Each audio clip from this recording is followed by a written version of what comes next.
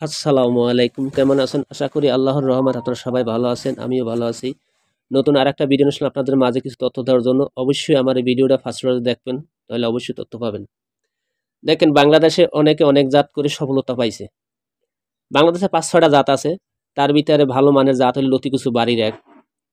তারপরে যে আপনার যশোরের লতিরাজ, পরে নাটোর। এখন যে আপনার খেতটা দেখাইতে আছে এটা কিন্তু আপনার যশোরের লতিরাজ।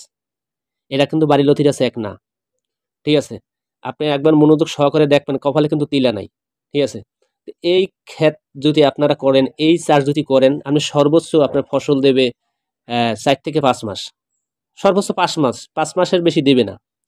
তো অনেকে বলেন, "ভাই আমি কচু ক্ষেত করতে চাই, কচু ক্ষেত করো।" ভাই কচু ক্ষেত রাখা নিয়ে হইলে বিষয়। আর আপনার করা নিয়ে বিষয়। দেখেন অনেকে কচু ক্ষেত কইরা ২ মাসও রাখতে পারে না, ক্ষেত নষ্ট হয়ে যায়। আবার অনেকে আছে দীর্ঘদিন রাখতে পারে। তো এই দীর্ঘদিন রাখার যে অবস্থানটা এটার পিছে কিন্তু অনেক কাজ করে, অনেক কিছু কাজ করে। যেরকম কচু গাছের গোড়া যদি বড় হয়ে যায় অবশ্যই গোড়ায় মাটি দিতে হবে। যদি কচু গাছের আপনার কোনো ক্ষয়ক্ষতি হয় বা সার ওষুধ কোন সময় কোন সার প্রয়োগ করতে হবে, কোন সময় সার দেওয়া যাবে না, কোন সময় পানি দিতে হবে, এইসব বিষয়ে যদি আপনার সুন্দর মতো আপনি জানতে পারেন অবশ্যই কিন্তু আপনার সফলতা পাবেন। এগুলো কিন্তু মাথায় রাখতে হবে। দেখেন আপনি একজন কৃষক হইতে হলে অবশ্যই সর্বদিকে আপনার চোখ, খেয়াল, ব্রেন খাটাইতে হবে। তাহলে আপনি কি সফলতা পাবেন। দেখেন এটা কিন্তু যশোরের লতিরাজ। এটা আপনার ফসল মোটামুটি ভালো হয়, খারাপ হয় না। কিন্তু এটা লতিরাজ বাড়ির একের মতন ফসল হয় না।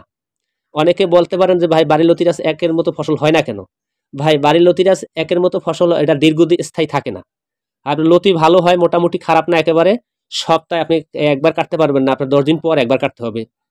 সপ্তাহ প্লাস করতে হবে। আর আপনার বাড়ির লতির আছে এক, ওটা আপনার কাটতে পারবেন আপনার সপ্তাহে ২ বার। মাঝখানে ২ দিন বা ৩ দিন রাইখা। তো অনেকে বলেন যে ভাই আমরা চাষ করছি সফলতা পাই নাই। আপনার কচু গাছ বেশি দিন থাকে না। বা বেশি দিন থাকবে কেমনে? আপনি যে রাখার যে পদ্ধতিগুলা ওগুলো কিন্তু আপনি জানেন না। আবার অনেকে কিন্তু অনেক ভুলভাল ক্ষেতে কিন্তু আপনার চারা রোপণ করেন। কিরকম? আপনি মনে চাইছেন পানি ১ দিন দিয়ে ৭ দিন রাখতে পারবেন। ওই ক্ষেত ঠিক আছে। আবার যদি মনে করেন যে না এই এখন পানি দিয়েছেন ২ ঘন্টা পর পানি নাই, হাওয়া হয়ে গেছে। ওই ক্ষেতে কিন্তু আপনি কখনোই এই চাষ করতে পারবেন না।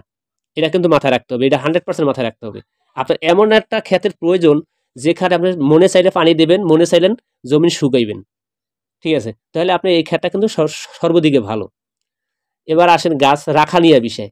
ভাই গাছ যখন আপনার ৬ থেকে ৭ মাস হইয়া যায় একটা গাছের বয়স লাগানোর থেকে, তখন অবশ্যই গাছের গোড়া কিন্তু কাঠ বাইরিয়ে যায়। ও কাঠটা কিন্তু বাইরে দেওয়া যাবে না। কারণ কাঠটা যদি বাইরে দেন তাহলে করে ওখানে পচন রোগ ধরবে। অবশ্যই ওখানে মাটি দিয়া ২ খোলের মাঝখানে যে মাটিটা থাকে, ওই মাটি দিয়া ২ সাইডে সুন্দর করে আপনার মুড়াই দিতে হবে। মুড়াই দেওয়ার পরে যাই আপনার গাছটা নতুন করে আবার শিকড় জ্বালাবে। তার মানে কি? যত মাটি দিবেন তত নতুন জৈবন শক্তি ফিরে পাইবে। ঠিক আছে? এগুলো কিন্তু 100% মাথায় রাখতে হবে ভাই।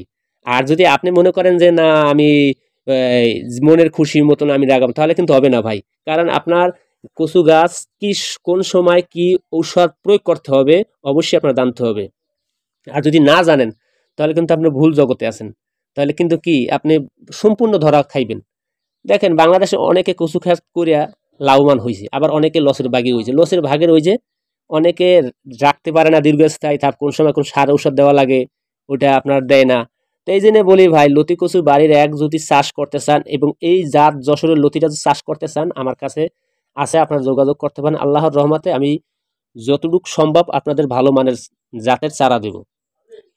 ঠিক আছে? দেখেন বাংলাদেশে আমার কাছ থেকে আল্লাহর রহমতে আমি বাংলাদেশে প্রতি বছর ভালো মানের চারা বিক্রি করি এবং ভালো জাত এবং অনেক চারা বিক্রি করি এবং দেশের বাহিরেও আমি চারা দিই ইনশাল্লাহ। আপনারা দোয়া করবেন আল্লাহ তাআলা যেন আমার সুস্থতা দান করে। আর আপনাদের জন্য দোয়া করব আল্লাহ তাআলা যেন আপনাদের সুস্থতা দান করে। যদি যশোরের লতিরাজ চান, নাটোর চান, বাড়ির লতিরাজ এক চান, আমি কয়টা জাতের কথাই বলছি খুইলা। তারপরও আমি আবারও বলি নাটোরের ফসল হয় ৪ থেকে ৫ মাস, যশোরের লতিরাজ ফসল হয় এখন যে ক্ষেতের ভিডিও দেখতেছেন এটা কিন্তু যশোরের লতিরাজ। ঠিক আছে? এটা বাড়ির লতিরাজ এক না। আর বাড়ির লতিরাজ থাকে দীর্ঘস্থায়ী। ঠিক আছে? আপনি যেকোনো জাত আপনি নিয়া সংগ্রহ করে যদি মনে করেন আপনি ভালো হইবেন, আমার কাছ থেকে চারা নিয়ে ভাই আমার কাছে চারা লাগে এমন কোনো কথা নাই। তো পরামর্শও দরকার হয়। দেখেন আল্লাহর রহমতে আমি সারা বাংলাদেশে কিন্তু কম বেশি আমি এই পরামর্শ দিই। আপনারা যদি চান অবশ্যই নিতে পারেন। তো এই পর্যন্ত রইলো। আমার জন্য দোয়া করবেন। আসসালামু আলাইকুম। আল্লাহ হাফেজ।